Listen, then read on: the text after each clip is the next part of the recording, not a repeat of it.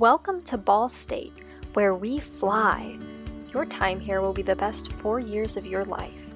But before we get to that part, you have to understand what life is really like here, and walking to class is a big part of that.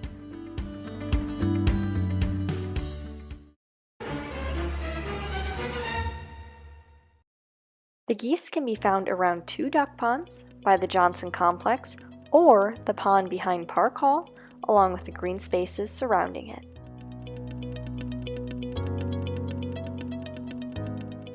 Due to Indiana's unusually warm winters, many of the geese have stopped migrating. Their population has built up as a result of this. Also, after being on the endangered species list for many years, this has additionally spiked their growth. They were recently taken off this list due to their buildup, but the damage has already been done. The ecosystem cannot support their numbers, and the geese have chased almost all other wildlife off of campus. The geese act like the college kids. They walk around all day just like us and take naps in the afternoon, like so do I. Sometimes if I get a little too close, they chase me, but I get that. I'm crazy sometimes too, except I don't chase people. In Hannah Gunnell's newspaper article, she quotes biology professor from Ball State, Kamal Islam, saying, "At this time of year, the breeding season, male Canadian geese are very protective of their mates.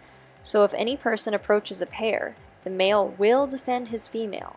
Also, both parents raise their young. Therefore, when the young hatch, both parents will be very protective of their goslings."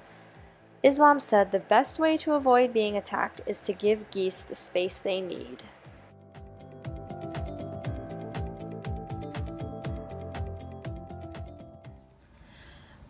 The hardest part of the day is not really the weather, but playing hopscotch to miss the geese poop on the sidewalks.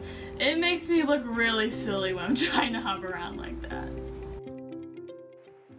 Ball State groundskeepers can often be seen hosing off sidewalks to keep the geese waste at a minimum. In addition, they also try to keep the geese away from campus. However, due to the fact that the geese are still federally protected, they can only be hunted within certain seasons and parameters. According to the Indiana DNR, a registration number must be obtained if you are to move or disturb a nest. The only thing the campus can do is try to keep them from not settling on the grounds without harming them. They use Goose Be Gone, which costs about $50 per bottle. However, whenever they mow the grass, the product becomes ineffective, so they discontinue its use in the spring. This year, they're going to try and use noisemakers to scare away the geese. But the main concern is that they'll run into oncoming traffic. Oh my goodness. Yesterday, I saw a goose fly and it was beautiful. I think that even though the weather is bad, the geese make up for it. I don't know, I just like walking up to the geese because they'll just like move out of your way. People say that they attack you, but I'm never like worried about that, which maybe means I'm like the next target for a goose, but till then, I'm just gonna keep walking up to them and trying to be friends.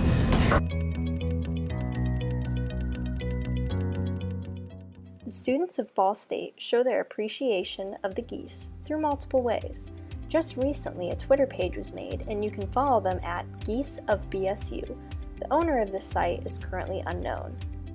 The Ball State Snapchat story is also full of videos containing the creatures. There are lots of ones of the geese walking around, but the most notorious of these is the protector, who sits on top of buildings, watching over campus. I think that they're pretty majestic. They're like the heroes on campus that we totally don't deserve. And I think that my favorite goose is the one who sits on top of Bracken because he feels like a protector, and I feel a little more safe on campus when he's around. The geese can be annoying sometimes, but they make up a big part of Ball State. Sometimes they fight each other and feathers are everywhere, and they leave nice presents of poo on the sidewalk. But they make up a big part of students' days, and many would be sad to see them go.